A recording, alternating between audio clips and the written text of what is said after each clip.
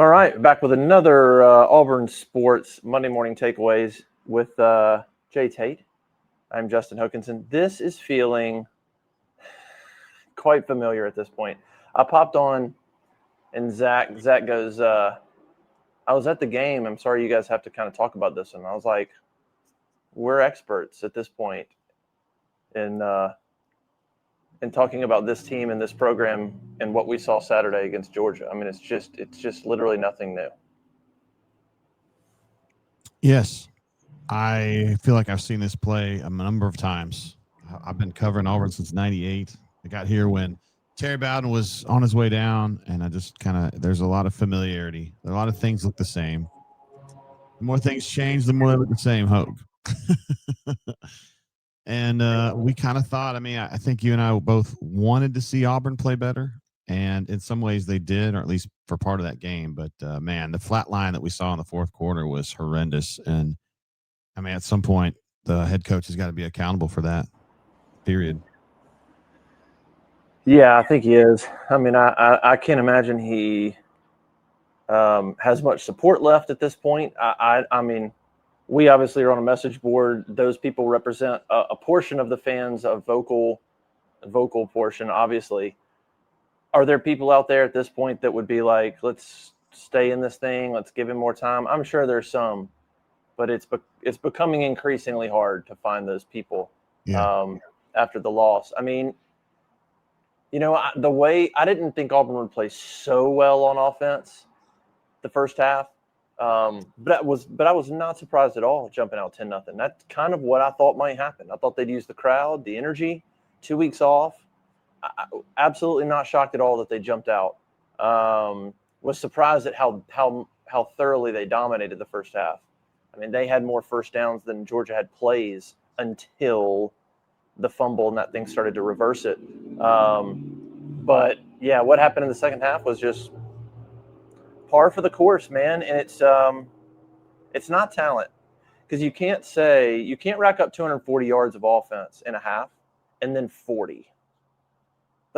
And go, well, they did some different things on the defensive line. They really kind of shut our angles down, and they really kind of stopped that run. And you're like, okay, and then what did you do? What did you do? I mean, it's like, they're smarter football coaches than I am, but you have your plan. You know what they're likely to do to adjust to stop your plan. And then if you know that, you then can have your next plan. And it's like constantly Auburn just kind of has the same thing happened last year with A&M. I mean, they jumped all over A&M, and they had to hold on for dear life just to get that game into overtime. Yeah. Same thing. And they jumped on them. A&M adjusted, and Auburn couldn't do anything. Got it in overtime, made some plays, won the game. But it was just so much of it was just the same old stuff. Literally, I was writing about the advanced stats, and I'm like, Auburn did some good things in that game when you look through there. I mean, they outplayed Georgia in some areas. But I thought Georgia's bad half was not as bad as Auburn's bad half.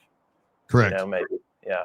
Auburn had an amazing first quarter, a pretty good second quarter until the fumble. And then the third and fourth were just disastrous. And I agree with you. I don't understand why Hugh and this offensive staff can't come back with like their own revisions or their own ways to turn the defensive adjustments onto their head. They've got to be able to do that. They're paying Hugh Freeze a lot of money to be an offensive expert.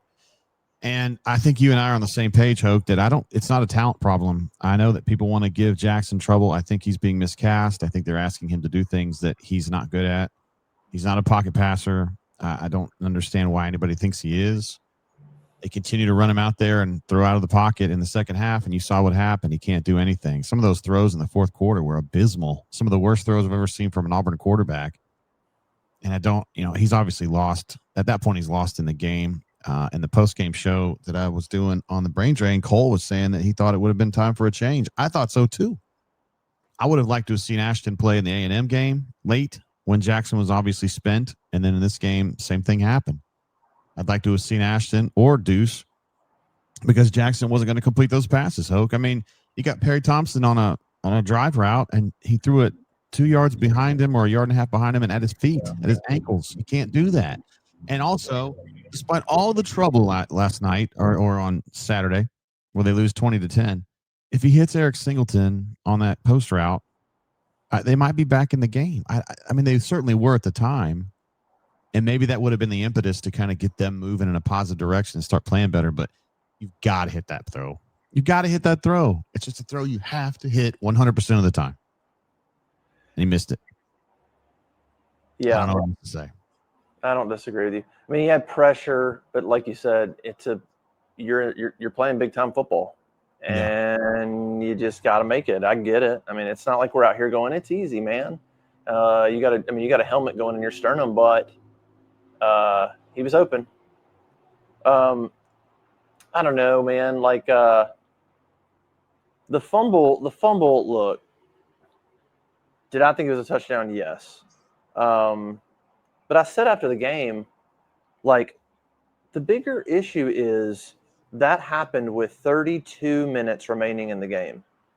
Same thing with the Oklahoma one. The Oklahoma one, yeah, you gave them 7 points, and Oklahoma, and that ended up being big. This one you were winning, and you still held them to it. You know, they go down and kick a field goal.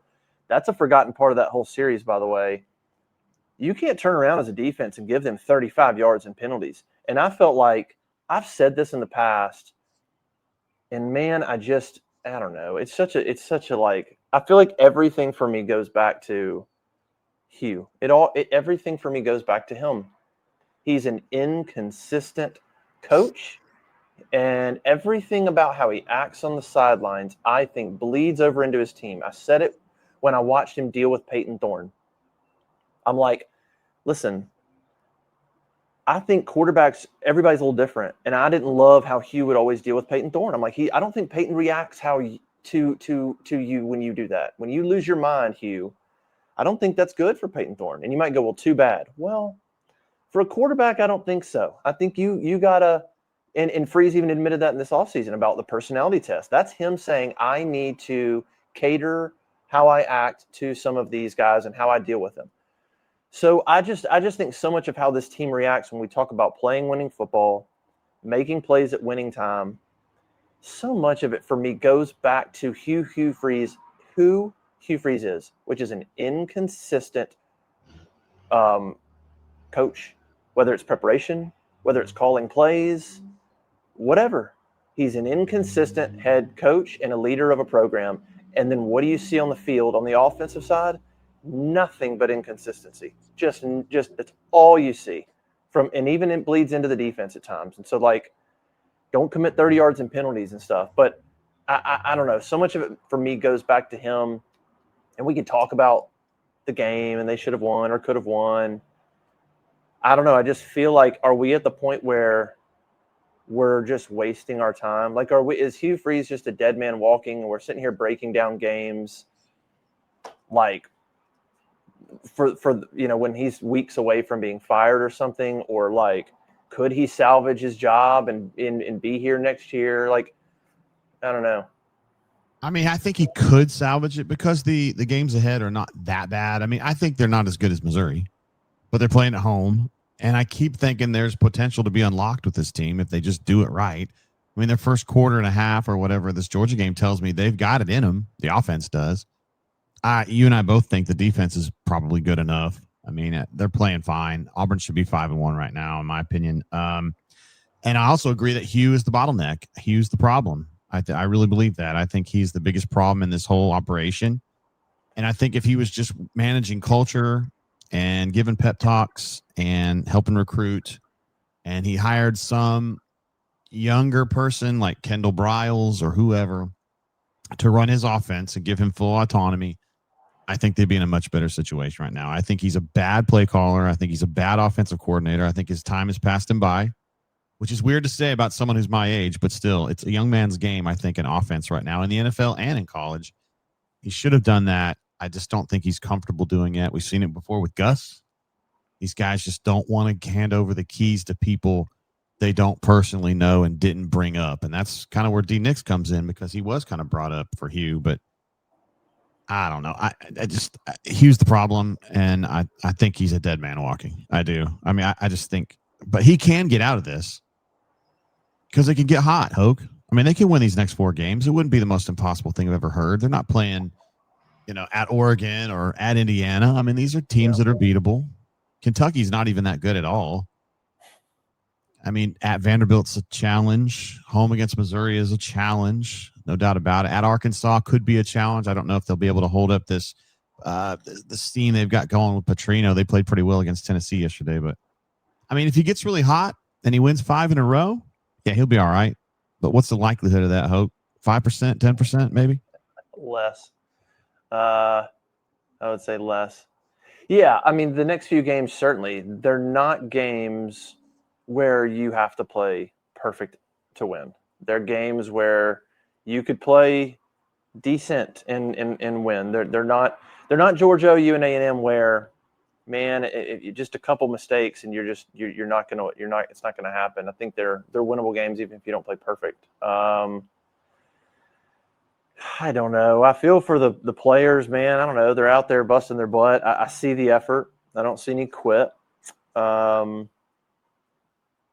I hated to see the defense. I just feel like does everything they can, and then they go out. And that last drive by Georgia was impressive, man. I mean, to game on the line, 13-10, and you put together a 9-minute drive. I mean, just incredible. You don't timeout. I was clapping. So I don't know. I feel bad for the defense because I could say defense you needed to come up with a stop there and you couldn't do it. But what more do you want from those guys? I mean, there's still one of just a couple of teams in the country that have not given up like 24 points in a game this year. Georgia was 5 of 15 on third down. That's pretty good. I take that. It's just a drive. They couldn't get off the field and they just had a couple of bad moments. That drive and the 35 yards in penalties. And I know people might not have loved the targeting and they might not have loved the late hit on Amaris. Those were it could have gone either way, I thought. I mean, I didn't think they were egregious. I didn't think they were just overwhelming, like no doubt about it. That's what it was, but they were close and they went against Auburn. I don't know. Can't ask more from the defense. I don't know about the Ashton Daniels thing. I mentioned last week, I wrote about it. I said that if Arnold didn't play well in the first few drives, I said I think it's certainly possible Ashton gets in the game. But Auburn jumped out and was playing great. So that's a weird situation because, he's right now destined to redshirt. And from my understanding, as of right now, he'll be back next year. I mean, he's going to redshirt, and I know he's told people that he's agreed with the plan to redshirt and to come back next year and play with Deuce. Now, that can change, in a heartbeat. But obviously, to come back next year, you have to redshirt. So, if you play him, you play him now, or you don't play him, and he potentially could come back. And so that whole thing is just an interesting dynamic. And the assumption is that Jackson wouldn't be back, right? He'd have to go find a new home. That would be the assumption. I mean, but I don't know how that works. I mean, if Ashton's kind of said, yeah, I'll come back and compete with Deuce, that'd probably be I could maybe win the job. And if not, I get 2 great years of NIL at a great university. But yeah, there's no way. I mean, if Jackson were to come back, then I don't. Ashton may go, hey, I'm going to change my mind here. I don't know what sense that would make. And I don't know if Jackson want to come back. I mean, if things continue down the road that they're going, I mean, it's not working for him. He's getting paid a lot of money. I'm sure he's feeling the pressure that I need to perform at a certain level, and I'm not there. I'm sure he's not playing the way he wants to play, at the level he wanted to play. So, and I just think the head coach got a little bit away from. I think there's a big gulf, a big delta between what Hugh needs at quarterback and what Hugh thinks he was getting with Jackson Arnold. And I don't fault Jackson for this. I think he's trying. And I think he's being the quarterback that he is, which I think means he should be running the ball more. I think he should be more or less like Nick Marshall. I don't think he's quite the electric runner that Nick Marshall was, but he has a good arm, similar to Nick Marshall, a lot of horsepower on it. Yeah. And they should be using him that way. It should be quarterback attack with Jackson Arnold. And instead, they tend to get in this traditional passing game with a bad pocket, and then things get ugly. Yeah. It's on the head coach, man. It's on the head coach. It's the same old. I'm with you. I mean, Jackson's, golly. I have a hard time having these conversations because I feel like I had them all last year. I'm like I can feel myself thinking of a thought, and I'm about to say a thing, and I'm like, I said this last year. This is the same shit. Then that Same means thing you might need to with go. Peyton Thorne, right? Like Peyton Thorne, right? Like he's doing the best he can. Probably not the best fit for the system. Not all on Peyton Thorne. And I kind of like sure Jackson can do some things better, 100%. Like I didn't necessarily see a lot of holding the ball against Georgia. I didn't think there were a bunch of opportunities for him. I mean, Georgia only had one sack. Yeah, I know. I thought he was better about that. Yeah. And he actually tried to throw some guys open in the first half, which is unusual for him. Yep. Took a shot to Singleton, got a PI. Mm-hmm. Took a shot to Cam. Cam couldn't come up with it, but that was a 50-50 ball. So he was willing to take some risks, and they worked out okay. But the second half, they acted like they were down 20 points the whole second half. They were playing in like this panicky attitude or stance on offense, and I didn't understand that. At the worst point, it was 20-10, and that was at the very end. Most of that half, it was either Auburn ahead or 10-10 or 13-10. Why are they so panicky? Why don't they just keep running the stuff that we knew worked? We say, well, Kirby made some adjustments. Then try something else. Hugh's been doing this 20-something years, bro. I mean, you've got to have an answer. You can't just get owned by Kirby and say, well, we're done. Like, no. If that's the case, get out. That's what it felt like. I mean, I don't know. It's another winnable game. I feel like all we do is just talk about big picture with Hugh now. I mean, Is there a way where he could be around next year? Sure. At this moment, there's a path. I think it would involve hiring an OC, and it would involve not collapsing. Like you can't collapse. Like if it collapses, he's gone. It would involve you salvaging something, reeling off 5 in a row. Beating Vanderbilt, Kentucky, Missouri, and Arkansas. You finish the year 4-4 in the league, and you finish 8-4, right? No. Yeah. Would that be right? 4-4, 8-4? Yeah, because you get the Mercer game too, yeah. Is that right? Yeah, 4-0. Like, so what's funny about that is if they do that, easily the best season of his 3. I mean, it's 2 games better than any game he's had, any season he's had at Auburn. And it's 2 games or a game or 2 better from a conference perspective. Now, do we think he's going to reel off 4 in a row? Nobody would bet on that. Nobody would bet on that. So I don't know. It would take not collapsing, and I could see a world where if that happened, if they went 8-4, 4-4. Granted, you lost to every good team. You lost to all your best teams, so like that's not great. I could see a world where they go, okay, this is your last chance, and here's the deal. You're hiring an OC. We'll give you the money to do it, a bona fide one. You aren't touching. Right now, he handles Durkin the way he would need to handle an OC. So when Ron Roberts was here, he meddled a little bit. He was involved a little bit. What's the game plan? All right, just want to know. I might have some ideas. Durkin, not the case. He doesn't go anywhere near DJ Durkin. That's his defense. It's his game plan. He doesn't go into the meeting rooms. He doesn't go on his side of the field. Like, what we got going on, DJ? Anything you need help with? Like, that is DJ Durkin's thing, and good for Hugh. That's smart because DJ Durkin's organized, and you're not, Hugh. But that's what would happen. That's what would need to happen on offense. It'd be you're going to hire an OC, and you're going to do the exact same thing. You don't touch it. It's not your game plan. He hires full-on autonomy. Whether he would go for that, I have no clue. He's shown some signs of, like Will Redmond's probably has got a pretty good amount of say. Like Freeze trusts him a lot on personnel. Like there have been some signs that Freeze will do that a little bit, like with Durkin. But at this point of his career, like, would he do that with offense? That's his baby. I really don't know the answer to that question.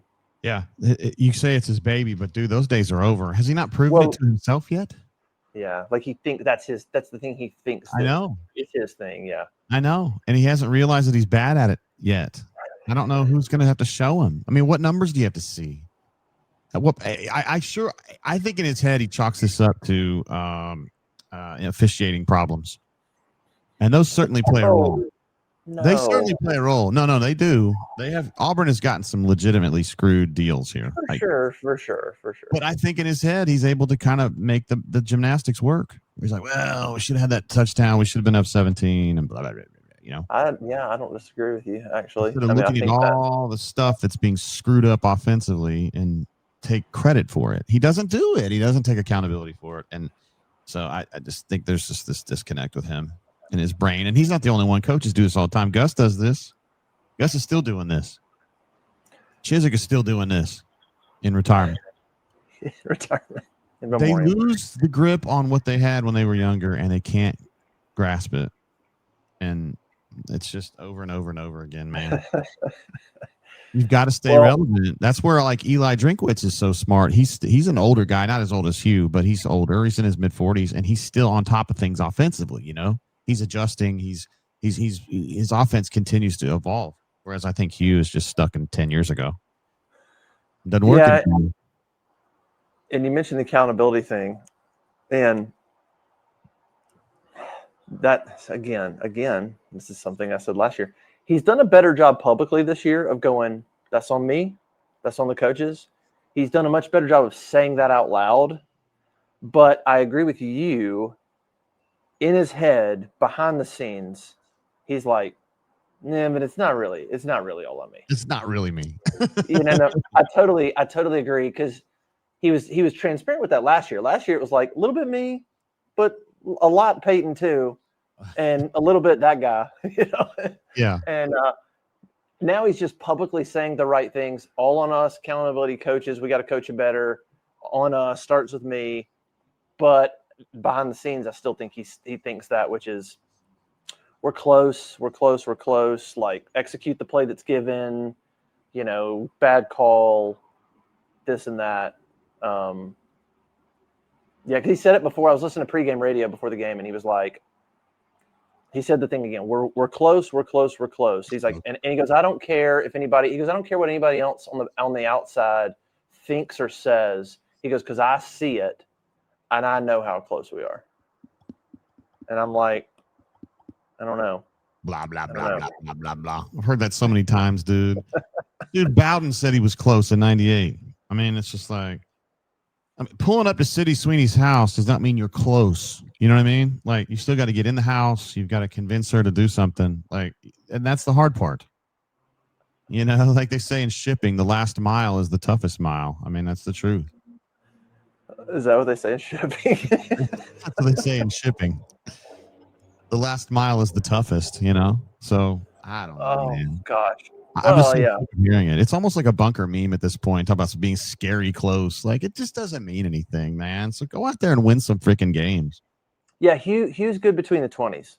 He's good between the 20s, but the red zone is just a constant, is a disaster. And if you can't score, then you're not going to win. But what? It's like, as Auburn observers, you and I, we're sick of this. Like, Gus was the same way. Carson was the same way. Like, now you got this guy, and he can't do it. Like, it's just this impotence in the red zone pisses me off, and I'm tired of it. Everybody's tired of it. So close, folks. Yeah, the trend would say no. I wrote about it. You're in games decided by 10 points or less. He's 2-11 at Auburn, and I did 10 because there's last night was 10, but that was like a one score. Vanderbilt last year was 10, but that was like a one score game most of the game. So I included 10 because there were some of those that were absolutely right there. So 2-11 in one score games, and I don't think he's beat a team that finished in the rankings. Like A&M last year was lost to Auburn. Then they lost to Texas, and I think they fell out of the rankings. So I don't think he's beaten a team that's finished in the top 25 yet. So it's just and it's not just that, man. If you really want to start making the case, then it's really the reality is firing Hugh Freeze is a no-brainer. If that's the reality on the field, and then you look at let's just talk about the quarterback decisions. You chose Peyton Thorne. You chose Jackson Arnold.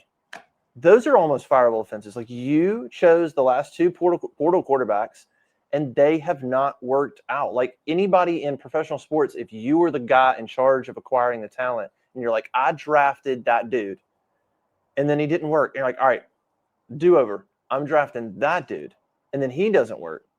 those people don't get to keep drafting talent. You're gone. You're gone. So like that's another huge one. Even go back to his initial thought when he got here was to hire an OC. Like his initial thought actually feels like that was the right one. Hire an OC. Times are changing. NIL. I need to sort of look, but he couldn't do it. He couldn't do it. He couldn't stay out of it. He wanted to be in it. And so now he goes backwards, and that hasn't worked. So like it's not just on the field, man. It's like decisions. It's big picture head coaching decisions like those that he's gotten wrong as well. And so like the case to fire him is the easiest case in the world. We're just in a situation of you went through Harsin, and now here you are, and you're in this new world of roster retention and NIL, and you better raise a ton of money. I'm going to tell you right now, Auburn next year, that roster next year, the way the market climbs, dude, that roster next year is going to cost $30 million. If you want to compete for a championship, it's probably 20 now. Like, it's just going up. So what does firing a coach do? What's the buyout do? Like, I feel like those are the only things that are making this a decision from the administration standpoint where they're going, all right, let's think through this. What do we do? Because otherwise it's an easy decision. $16 million for the head coach, probably another $2 million for all the assistants to buy them out. So that's $18 million. I mean, that's pretty affordable in this era, but still it's a lot of money for Auburn, for any major university. So I don't really know how to, that's just not a job that I can handle right there. I wouldn't want to think about all that. And I mean, seriously, and Cohen's good at that, I think. A lot of people in the bunker are mad at Cohen. I think he's doing a pretty good job. I like his analytics view. Do think he gets a little tone deaf sometimes, particularly like with the moving the Baylor game, not talking to some folks that he should have. Don't disagree with the decision, just don't like the way that he didn't couch it with folks. I think it's time for Hugh to go. I do. I just think it's time. And I think you just got to start over again. It sucks. I mean, it sucks for Auburn folks because you just keep over and over and over and over again. But geez, Louise, man, he's not good. He's good at two things: culture and recruiting, which is good. It's good to have things you're good at. But I don't think he can coach worth a damn anymore. I think his grasp on offense is just cooked. I think he's living in the past. And I think he still thinks he's good, which is the worst thing. Like, he does. I mean, it's 80-year-old granddad saying he's going to go pick up Doris Day. Like, dude, maybe 65 years ago, but not now. It's over. Party's over. Party's over. Yeah, I mean, I agree. Everything you're seeing, and then imagine a world where everything you're watching turns around. Like, in what world? In what world would that happen? I couldn't even begin to make the argument of tell me everything we've seen and go, I know I've seen all that. But hear me out. Here's why it's suddenly gonna just flip on its head, because it's not a talent thing, it's a coaching thing. And so you do get to that point. I don't know about Cohen. Like, Freeze wasn't. Do you and I agree? Well, I don't know if we agree. Freeze was not Cohen's hire. He kind of had to go along with that. Yeah, that's certainly what I think. But I didn't disagree with it. I didn't think it was a bad hire. It made sense. Just hadn't worked out. Yeah, I mean, I don't know. I think my thoughts about it were, I thought it made sense, like from a fit standpoint, in that seemed to have some booster support. Certainly had some booster support. Understands the SEC, can recruit.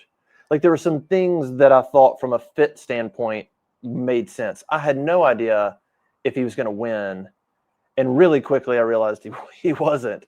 I mean, I openly said last year, you can keep him, but you're going to get inconsistency throughout.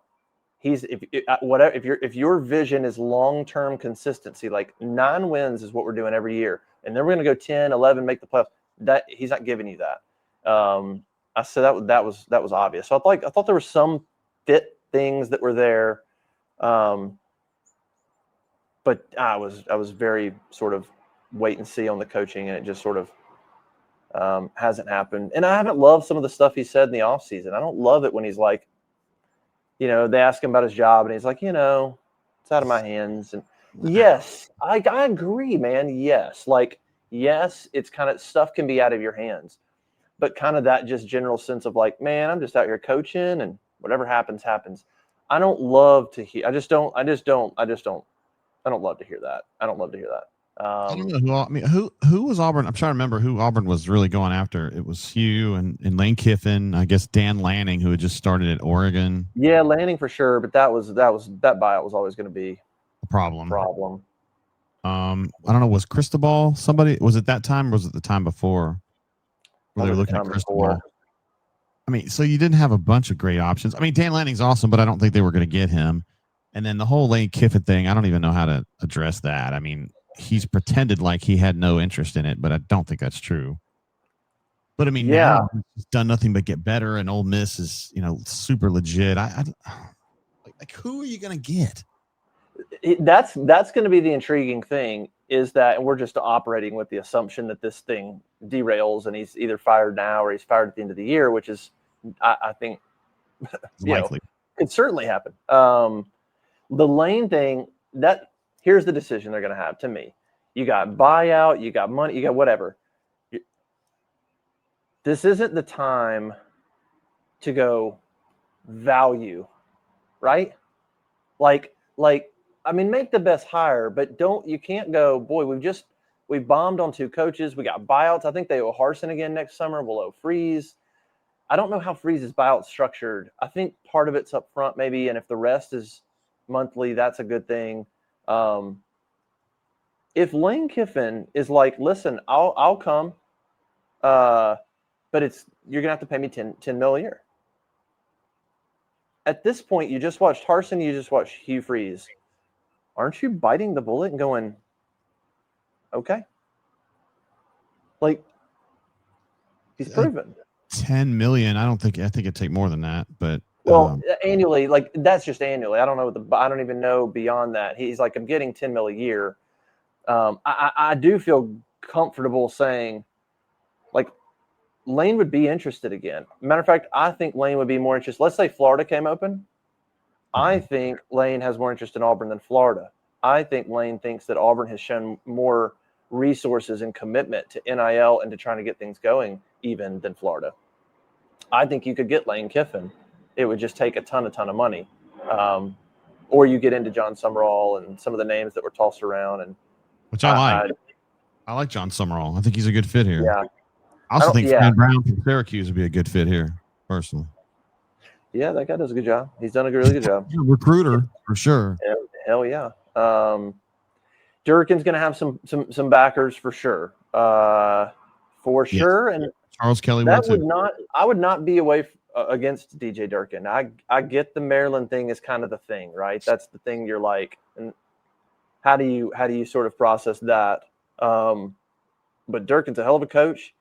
He's extremely organized. I mean, when you watch Auburn, you're watching 2 different football teams. You're watching one coached by Hugh Freeze and you're watching one coached by DJ Durkin. It's pretty easy to see which one's better. Yeah. So he would have some support. That'd be an intriguing one. Charles Kelly, you mentioned. I think he needs to probably keep winning. Like he needs to probably win 10 games.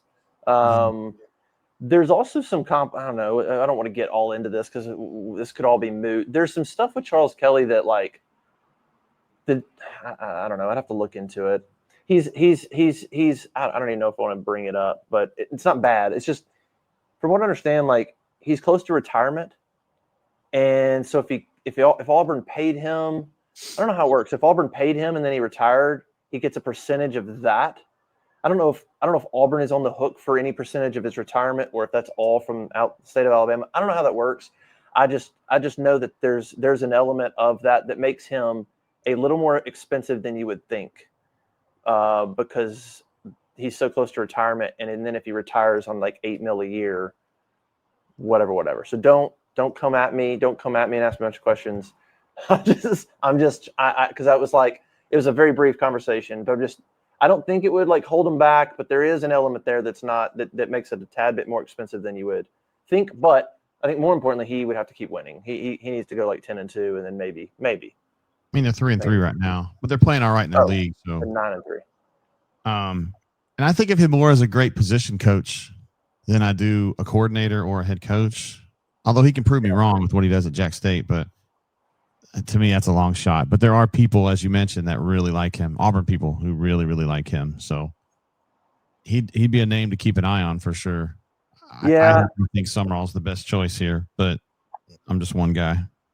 I And think there's that'd gonna be probably be a other good people. choice. Gonna be other And then people you think going after about, Summerall. as much as I love Rhett, and Rhett would love to come back and drink, I'm curious about the dynamics of that, and if people would go, if if people that are influencing decisions would go, it with Drink and Lashley, are we just hiring Hugh and Gus again? Like, Yeah, I know. would any part of that feel like you're just not people? Like, I think Rhett's a very different person than Gus, and very different person than Hugh. Like, not like a human being level, but offensive minded, kind of similar sort of traits. I don't know in that regard if that would work against those guys. I think it would.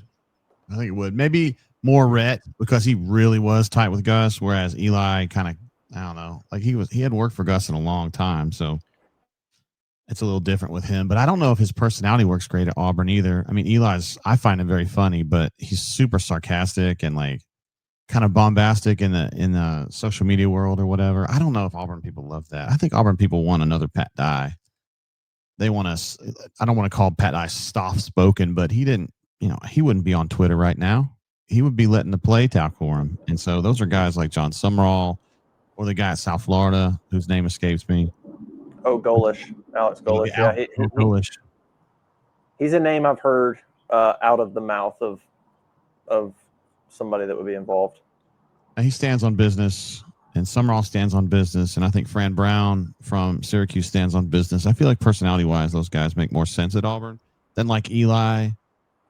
And then Rhett for me is just too much Gus. That's just my opinion. And then you've got, as you mentioned, DJ and Charles that are just Auburn, got friends here at Auburn. So a lot of good names, man. A lot of good names. A lot of people on the bunker say Kurt Signetti at Indiana. I mean, he's got a $60 million buyout. I think that's an automatic no right there. Yeah, how $60 old is million. he? He's 63, something like that, 64. Dude, Yeah, it's not happening. So I don't even know why we're talking about it. yeah, And the Oregon coach ain't coming here, and Ryan Day ain't coming here. So let's just Andy Reid isn't coming either. Yeah. Yeah. I do think, I just want to say, I do think Rhett is a different person than Gus. I do think they are different people, but certainly offensive tree, all that. But I do think that Rhett, like as a person, is not always like. I don't think Rhett was always like whatever you want, Gus. I mean, I do think there were some differences there, but yeah, I don't know. I guess we'll see. I'd be at this very moment. I'd probably be fine with Summerall. Probably be fine with Durkin. It's probably the only two, and I'd be fine with Kiffin. But the Kiffin one, I can't even picture that in my head. So I don't even know how remote that is. I just can't even picture it. So what do you think? Let's end on this, I guess. Talk about back to the season a little bit. Does Jackson Arnold get pulled? What does next week look like, man? Because you got a night game, and I mean, fans will show up. I mean, there's going to be some empty seats in the corners of that upper deck. I'm going to go ahead and tell you. And that crowd's going to be like, all right, we've kind of done our part. How about you go do something, please? How about you put together 4 quarters, and then I'll come out here and yell and scream. It's going to be a really hard game for Auburn to win because there's going to be a lot of emotions and a lot of energy working against them. It'll be extremely hard for this coaching staff, I think, to keep them motivated this week. Not that they're going to quit, but I think it's just going to be it's going to be tough. It's going to be a tough week, and it's going to be a tough game to go try to win. I think they're just going to re-rack this offense. I think they're just going to run back right out there with Jackson. They're going to try to recapture what they had in the first quarter or second quarter against Georgia. I think they're going to try to run the football. And then if the pressure comes and Missouri makes a run, then they will go chicken shit, and they will go back throwing the ball out of the pocket, and Jackson will suck, and everybody will be mad at him. But it's really the head coach. I think that's what's going to happen. I think it'll be exact blueprint of what happened against Georgia. And the defense will play hard. Defense will compete. Defense will give them an opportunity to win the game. And the impotence of that offense will once again rear its head. Dude, I mean, that's what we've seen the whole year, aside from the Baylor game when Jackson just went full Superman running the football. Yeah, well, I just they think let it's him, gonna be right? more. They played those high Yeah, safety. they were begging him to do it, and he did it.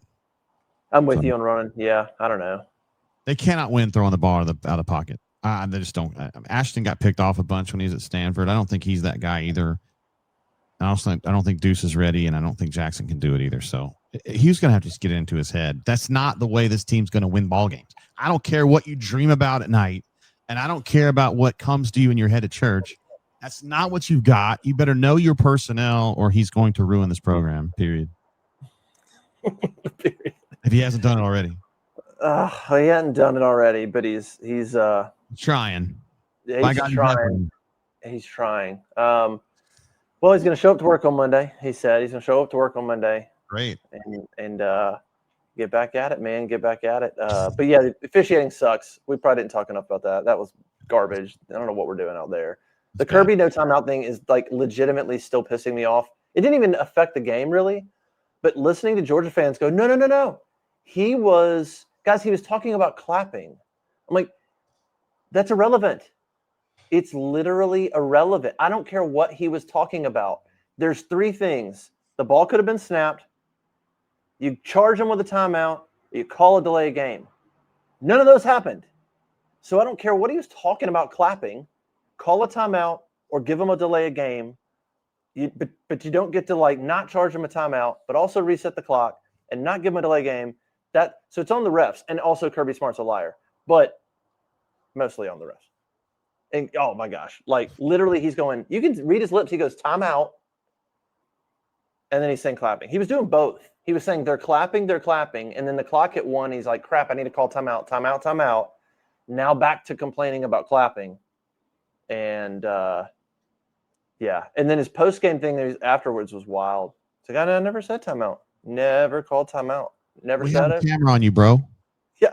Didn't signal it. Never said it. Just talking about clapping. Which I don't know. I know the defensive line can't. I don't know why a safety can't clap to his linebacker. Hey, getting your attention. Fix your coverage. Seemed like all that was above board, but all right, we'll get back at it this week. Auburn basketball exhibition game, Oklahoma State. Looking forward to that. Wednesday or Thursday? Wednesday against the hated Oklahoma State Cowpokes. Yeah, in Birmingham. So that'll be fun, and we'll see what this is going to be a miserable week of football coverage. Just a lot of the same things we're going to hear, and it's going to be even worse than the last 2 weeks. Yeah, unfortunately. Tons of fun. All right, I think we covered it all. We'll come back next week and maybe talk about a win. Maybe that'd be great. Be just fantastic. But anyway, all right. Appreciate y'all. Go to auburnsports.com. Subscribe to YouTube. Turn on notifications. All that stuff. Go Raiders. Who they got today? Titans. Got to be the Titans, dude. They're bad, right? Everyone wants to fire their coach, right? Yeah. Well, the Raiders are really bad too. Kind of the toilet bowl. The Steelers and the Browns. It's 9-3. It's kind of ugly. It's fun. All right, we'll get out of here. See you guys next time.